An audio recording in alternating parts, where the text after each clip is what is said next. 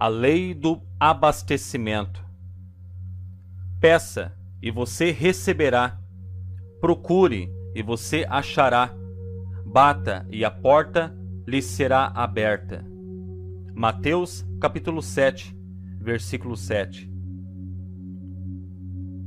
O homem nunca está satisfeito.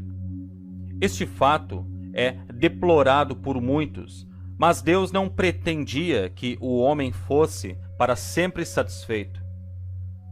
A lei do seu ser clama pelo aumento, pelo progresso e crescimento contínuo. Então, quando um bem é realizado, outro desejo por um bem maior se desenvolverá.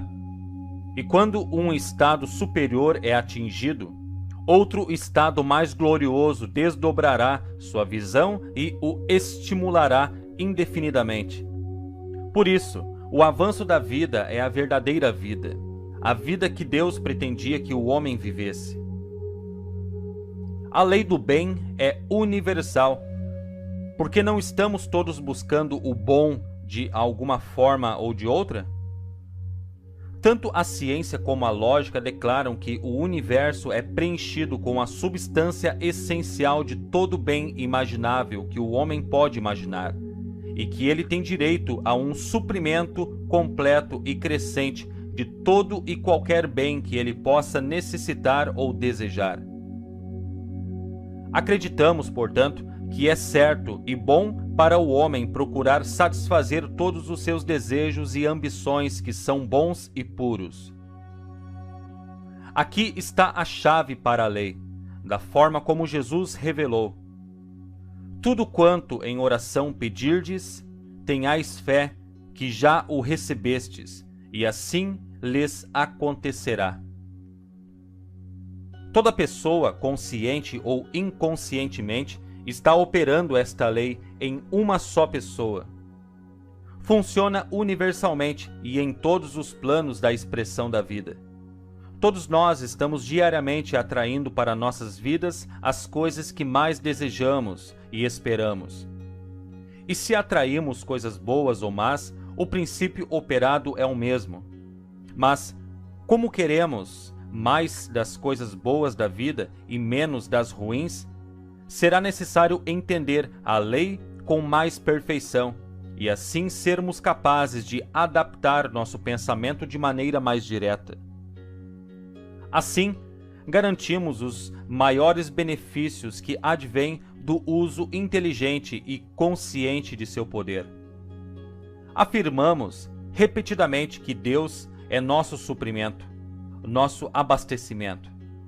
E se pensamos um momento e rastreamos nosso suprimento de volta à sua fonte, concordamos que a afirmação é verdadeira. A dificuldade de alguns é que eles podem mais facilmente olhar para a criação como fonte de sua substância do que para o Criador dessa fonte. A maioria não acredita realmente que Deus é a fonte de nossa substância. Tentamos pensar que é verdade e, teoricamente, podemos aceitá-lo, mas há uma incerteza. É difícil para alguns acreditar em algo que não vem. É muito mais fácil acreditar no que vemos.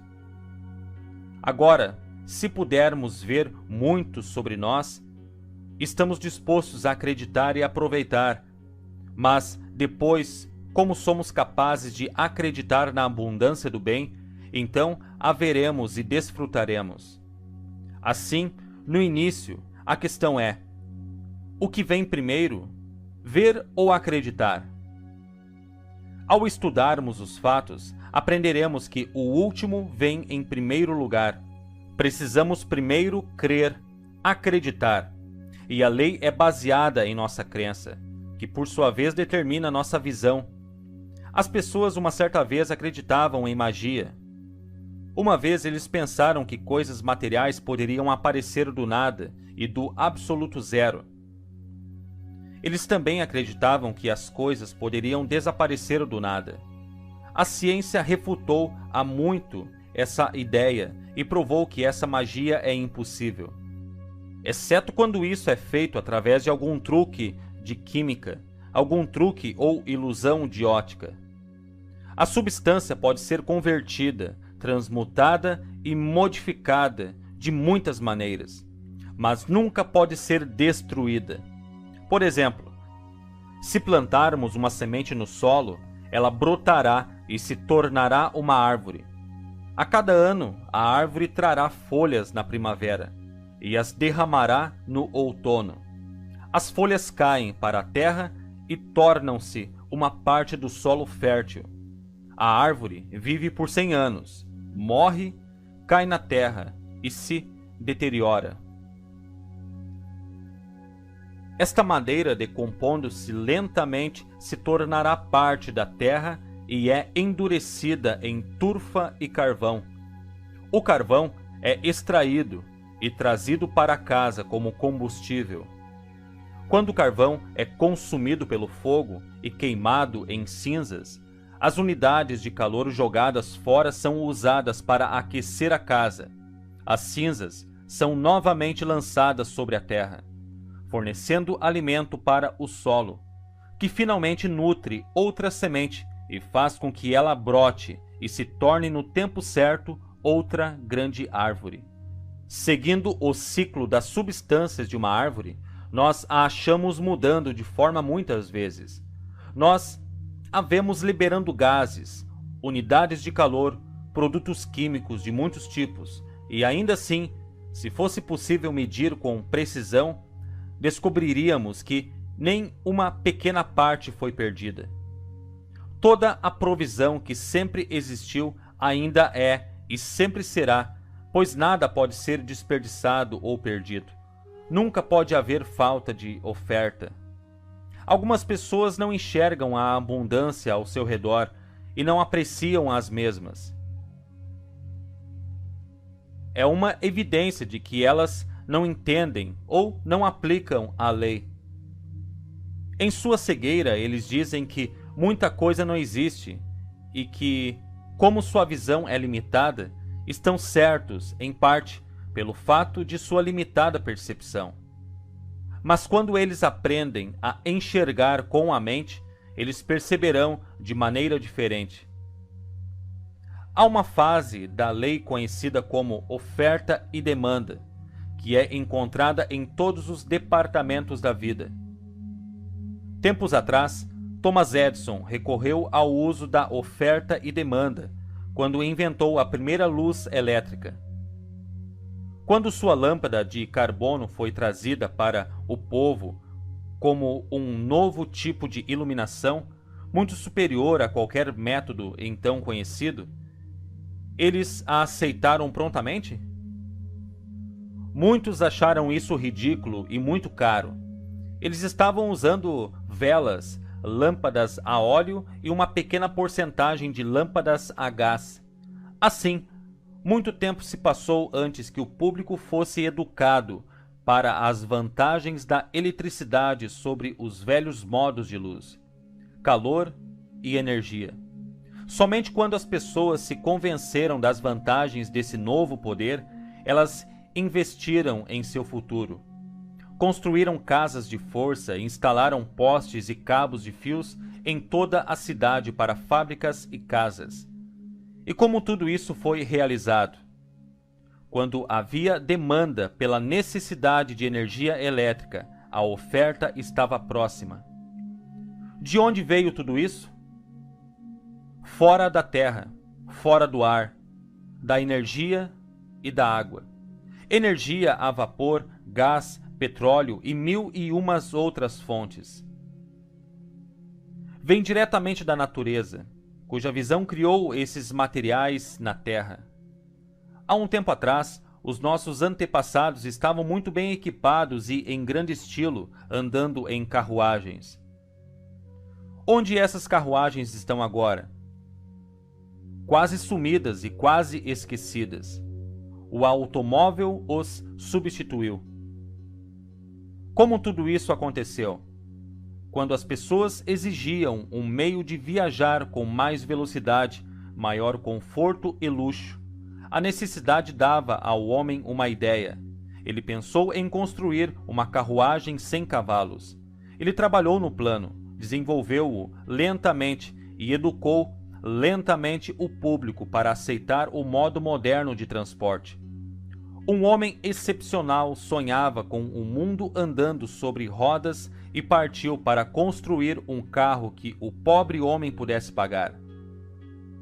Hoje, o automóvel se tornou um fator tão importante na vida do homem que nos perguntamos como poderíamos ter progredido sem ele.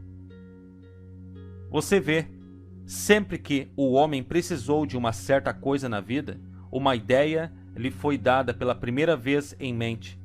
Ele foi inspirado a desenvolver a ideia e depois materializá-la, convertendo um pedaço de lama ou metal em uma forma utilizável.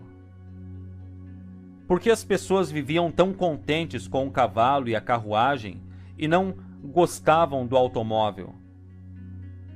Porque eles não podiam imaginar isso. Suas mentes não foram treinadas para exigir tal coisa. O fornecimento estava disponível para construir uma máquina desse tipo? Havia tanto suprimento quanto há agora. De fato, a oferta sempre existiu desde o começo.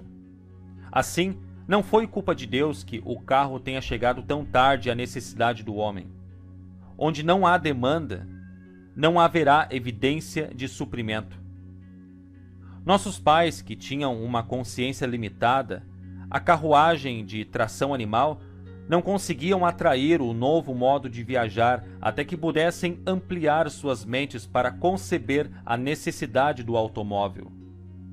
O segredo da lei está na consciência de alguém. A vida de um homem não consiste na abundância das coisas que ele possui, mas na consciência daquilo que ele possui. O homem possui o mundo inteiro e toda a sua riqueza, mas só é capaz de desfrutar do que sua consciência lhe permite discernir. Em algum lugar eu li a história de um homem que vivia fora de Pittsburgh e operava uma pequena fazenda de laticínios. Dia após dia, ele trabalhou incansavelmente para ganhar uma vida pobre para si e para sua família. Um dia, vários homens que estavam examinando algumas terras próximas atravessaram seu pasto. Quando atravessavam uma corrente de água que corria pelo campo, o fazendeiro notou que pararam, abaixando-se e estudando o lodo e a espuma que se acumulavam contra a firme passarela que ele havia colocado ali. Um homem pegou um copo de água na mão e aparentemente bebeu. Outro coletou um pouco de água em uma cantina que ele carregava preso a uma fivela no cinto. O fazendeiro ficou perplexo e imaginou por que alguém deveria estar interessado nessas coisas. Até o gado não gostava daquilo, pois empurravam a mesma para beber a água limpa. Algumas semanas depois, um homem ligou e ofereceu-lhe um preço fabuloso pela fazenda. Ora, o homem deve estar louco, pensou ele. Ele estava alegre com as perspectivas de obter tal valor e prontamente vendeu a fazenda. Ele se mudou para o Canadá para estar perto de seu irmão e comprou outra fazenda. Não demorou muito até que algumas coisas estranhas foram criadas no campo. E a notícia se espalhou como um incêndio que eles encontraram petróleo. Em poucos anos, aquela fazenda de menos de 100 acres produziu milhões de dólares em petróleo para seus proprietários. O fazendeiro permaneceu pobre e trabalhou duro, porque sabia apenas como arranhar a superfície do solo. A natureza supriu uma abundância para o homem, mas ele só conseguia perceber uma porção escassa. Ele podia ver a fazenda apenas como acres de pedras e sujeira. A lei não está em falta porque o homem era pobre e tinha que trabalhar bastante para ganhar a vida. O homem será sempre pobre, desde que exija da vida uma vida escassa e veja nela uma luta, fadiga, dificuldades e limitações.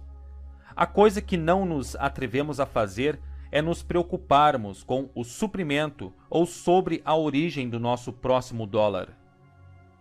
O medo e a preocupação tendem a restringir e limitar o suprimento à mão.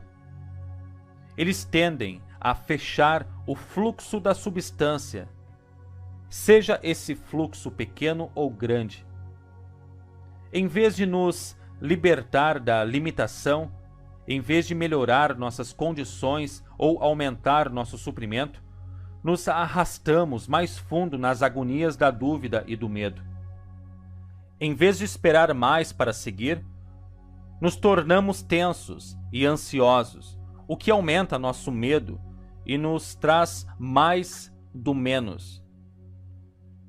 Em vez de nos endurecermos em nosso pensamento, precisamos relaxar e ser mais expansivos. Precisamos educar nossas mentes para termos um estado maior de pensamento. Quando passarmos a pensar e perceber mais abundância, receberemos mais da mesma coisa: abundância. Isso não significa que o engenheiro esteja destinado a ser rico, enquanto o agricultor permaneça pobre. Existem engenheiros pobres e fazendeiros ricos. Não é a vocação que determina as riquezas, mas as exigências que fazemos das nossas vocações que determinam as riquezas. Somos capazes de pensar e perceber mais abundância do que já temos. Fazendo isso, não apenas expandiremos nosso pensamento, mas receberemos mais abundantemente. Este é o princípio básico da lei. O ímã não foi carregado de si mesmo, mas teve que ser carregado com uma energia elétrica por alguém que entendesse a operação. Um ímã nas mãos de um homem não treinado seria pouco mudado, mas aos cuidados de um engenheiro treinado, ele poderia se tornar uma forte força de atração e fazer um grande bem. Da mesma forma, o ímã mental de uma pessoa pode ser estimulado para ter uma forte força de atração. E se for possível obter a ajuda de alguém que já tenha uma compreensão plena da lei e possa lhe ajudar a compreendê-la, já é um bom começo. É claro que o ímã da mente pode ser carregado de pensamentos construtivos, mas levará algum tempo para que eles sejam eficazes. E o aluno que não tem perseverança pode facilmente desanimar antes que o trabalho seja realizado.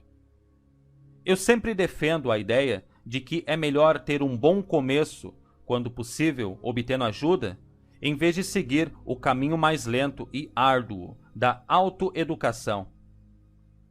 Então, o estudante, sabendo que a lei funciona, poderá progredir rapidamente em seu desenvolvimento e prática. Toda a pobreza no mundo surge de uma consciência de pobreza, seja ela coletiva ou individual. Por que milhões sofrem com a falta e morrem de fome anualmente na Índia? Disseram-me que muitos deles em toda a sua vida nunca desfrutaram de uma refeição completa. Certamente não é porque a natureza subestimou a necessidade de um povo tão grande. Certamente também não é porque há falta de comida suficiente para este povo. É porque a visão deste povo se limitou a tal pobreza. Pergunte ao agricultor sobre suas colheitas. Ele lhe dirá que seu problema não é a escassez, mas excesso de oferta. Pergunte ao mineiro. Não importa se ele mineraria ouro, prata, diamantes, carvão ou ferro. Ele lhe dirá que a oferta é muito maior do que a demanda. Pergunte ao cientista, e ele dirá que há muita comida, há mais comida no mundo do que somos capazes de usufruir. Há mais poder em uma única gota de água ou em um pedaço de açúcar do que o homem pode perceber. A oferta é maior que a demanda, e a demanda é determinada pelo pensamento do próprio homem. A proposta com a maioria de nós é que nosso poder de atração é fraco demais para entender as demandas. Nossa mente é como um ímã que atrai para si o seu próprio tipo. e espécie. Um ímã pode atrair-se em proporção ao seu poder de magnetismo que é gerado ou coletado em si mesmo. Nosso ímã mental é grandemente reduzido em força por nossas preocupações e medos, e nosso fluxo interno de bens é lentamente fechado. Se nossa força mental se enfraquecer demais, podemos até repelir o pouco que está tentando nos alcançar. Como podemos carregar um ímã com energia elétrica para aumentar seu poder de magnetismo, nossa mente também pode ser carregada com uma energia mental que constrói um poder de atração. Como a natureza, devemos seguir uma lei natural. A natureza nunca se constrói morro abaixo, sempre para cima. Para perceber prosperidade, nós, como a natureza, não podemos realizar mágica ou milagres. Não podemos fazer saúde, felicidade ou dinheiro do nada. A natureza nos mostra como podemos converter muito ou pouco da substância disponível em um material utilizável. A substância disponível é o nosso pensamento, e nós temos que carregar nossas mentes com pensamentos construtivos. Da mesma forma que a natureza, para nós realizarmos o bem, nossos pensamentos devem estar sempre sendo conduzidos para cima, devem ser construtivos. Se, por exemplo, uma abelha zangão em uma colmeia decidisse se deitar com seus irmãos e trabalhasse pela metade, a mãe natureza concordaria e encontraria um trabalho de meio período para a abelha especial? De maneira alguma.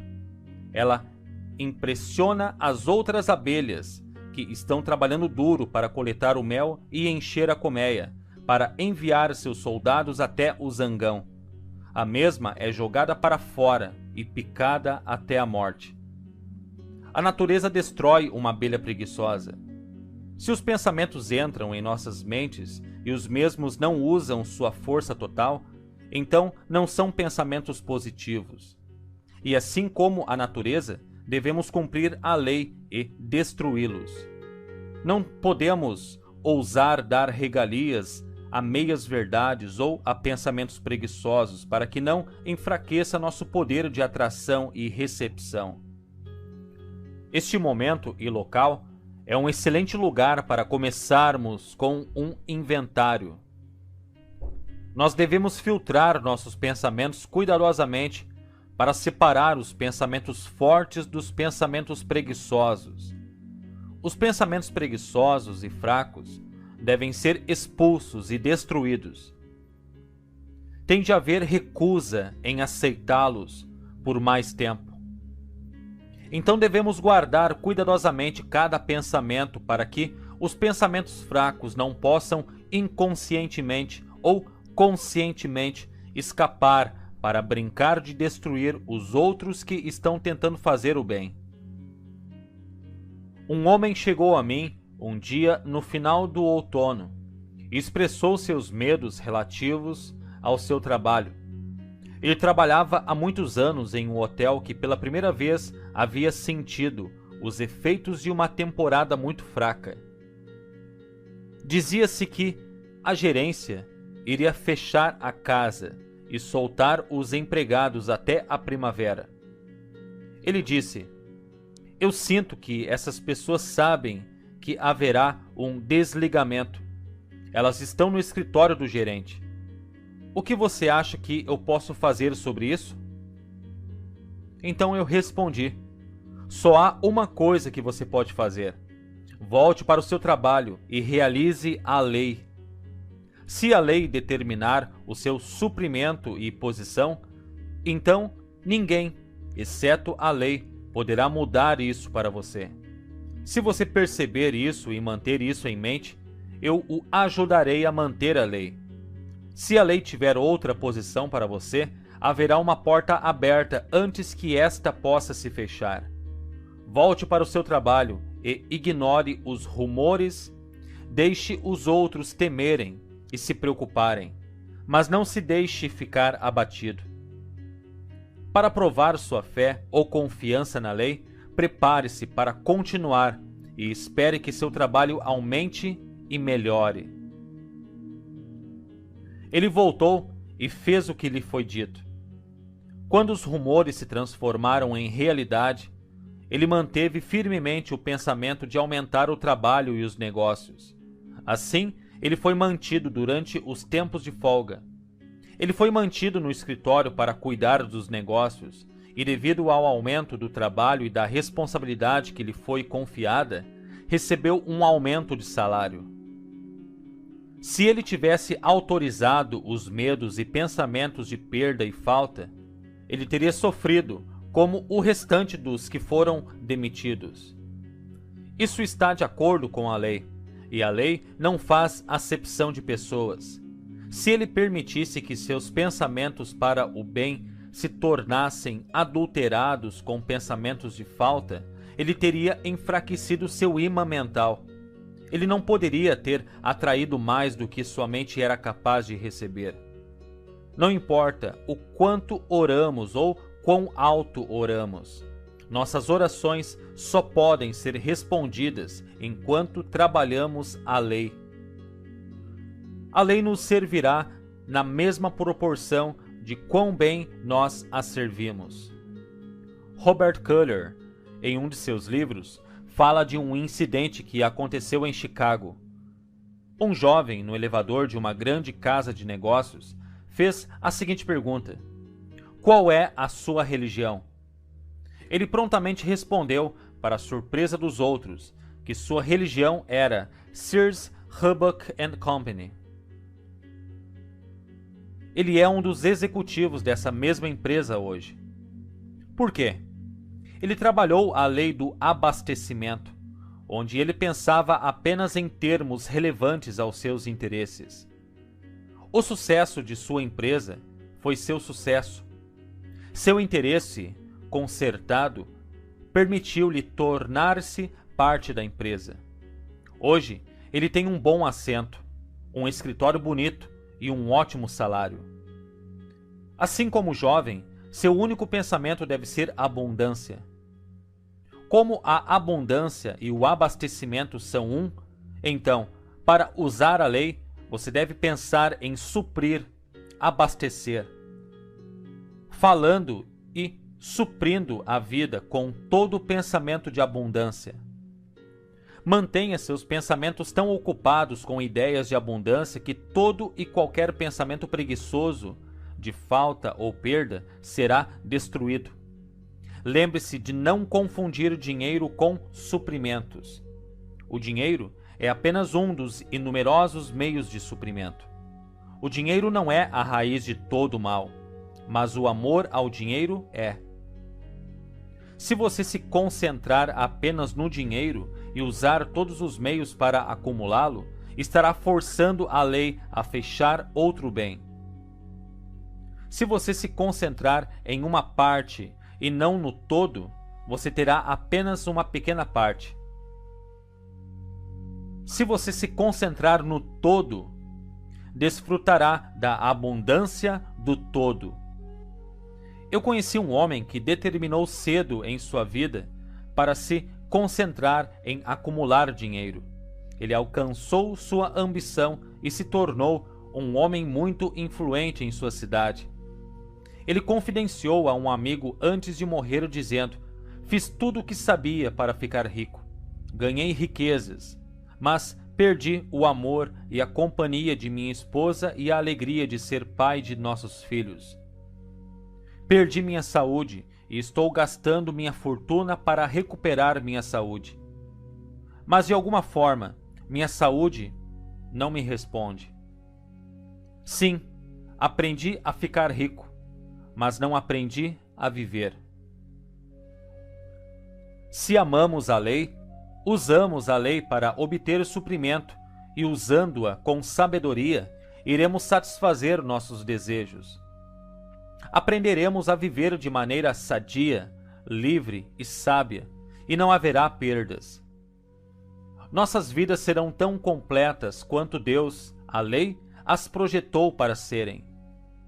Pode haver muitos de vocês que estão tentando seguir as ideias da verdade e que sinceramente afirmaram e pensaram declarações para o fornecimento, mas de alguma forma isso só veio em pequenas quantidades. Isso pode ser em grande parte devido ao fato de que seus sentidos ainda são fortes demais para sua mente controlar. Talvez você precise ver primeiro antes de acreditar. Isto é, você está tão acostumado a ver tanto suprimento ou dinheiro que, apesar de suas declarações, acredita mais no que vê do que naquilo que está tentando pensar. É necessário que você primeiro treine seus sentidos para ficar sob o controle dos pensamentos que você sabe que deve pensar para se conformar com a lei. Florence Shinn dá um exemplo claro disso em seu livro The Game of Life, O Jogo da Vida. Ela fala de um homem que estava procurando uma nova posição e, tendo uma quantia limitada de dinheiro, estava debatendo em sua mente se deveria comprar um novo casaco ou segurar o dinheiro, para o caso de ter tempo para conseguir emprego. Ele foi aconselhado a comprar o casaco, e era um casaco de pele caro. Isso reduziu consideravelmente sua conta bancária, mas aumentou sua confiança e estimulou sua fé a tal ponto que seu futuro empregador captou o espírito e deu-lhe um excelente trabalho. O casaco serviu para capacitá-lo a se sentir próspero, e o empreendimento fortaleceu sua coragem e confiança, de modo que a lei passou a satisfazer a demanda. Se tal condição surge em que alguém se sente melhor por ver alguma evidência de prosperidade, então é sábio fazer aquilo que torna mais fácil para a pessoa atrair prosperidade para ele. Certamente não é útil trabalhar pela prosperidade e ver uma pilha de contas diante de você ou uma condição de limitação e miséria ao seu redor. É melhor se afastar de tal visão e ir onde a visão está mais de acordo com o desejo da mente. Quando eu desejo trabalhar para a minha prosperidade ou para a dos outros, eu tento ficar em um ambiente onde há abundância e beleza e onde as pessoas ao meu redor não estão em situação limitada. Portanto, seguimos dizendo que você pode constantemente atrair em sua vida toda e qualquer forma de bem que você realmente deseja, pois é a vontade de Deus que você desfrute de todo o bem que promova felicidade e progresso. Todo desejo é uma expressão da vontade, enquanto esperar o bem é exigir bem, de modo que ambos são necessários para atrair a oferta. Portanto, busque ajustar seu desejo com o plano de Deus, que é a lei, e espere que todo o bem lhe alcance. Fazendo isso, nada além do bem poderá vir. A abundância de tudo que é bom é necessário, é a herança natural de todo homem, mulher e criança. Essa é uma verdade da vida. É errado alguém habitar na pobreza quando existe abundância para todos. É errado que um membro da família humana acumule vasta riqueza à custa de seu semelhante. É errado habitar em condições de guerra e caos quando a paz pode prevalecer. É errado os fortes se aproveitarem dos fracos. É errado viver a escassez quando podemos ter qualquer coisa que possa ser essencial para promover o bem-estar e a felicidade do indivíduo. Então, o que quer que seja que não ofereça satisfação, harmonia, crescimento e aumento é anormal. A natureza originalmente pretendia que as reais necessidades do homem fossem supridas adequadamente. A natureza é produtora de bênçãos, que ela dá livremente à humanidade, sempre produzindo todas as coisas para um propósito bom e útil. Todo indivíduo, portanto, tem um direito natural a um suprimento completo de todo bem que possa usar ou usufruir. No entanto, O homem aprendeu a usar e a depender de meios artificiais para conseguir seu suprimento. Perdeu de vista a verdade básica sobre a qual esta lição se baseia. No início, vamos perceber que o mundo material em que vivemos é uma esfera de efeitos e que, por trás desses efeitos, existe um mundo de causas. Então reconheça que, quando você deseja algum efeito particular, é porque esse bem específico já existe na esfera de causas. Então reconheça que quando você deseja algum efeito particular, esse desejo é uma aparência de uma causa subjacente. Este é o princípio sobre o qual nossa definição da lei do abastecimento é baseada.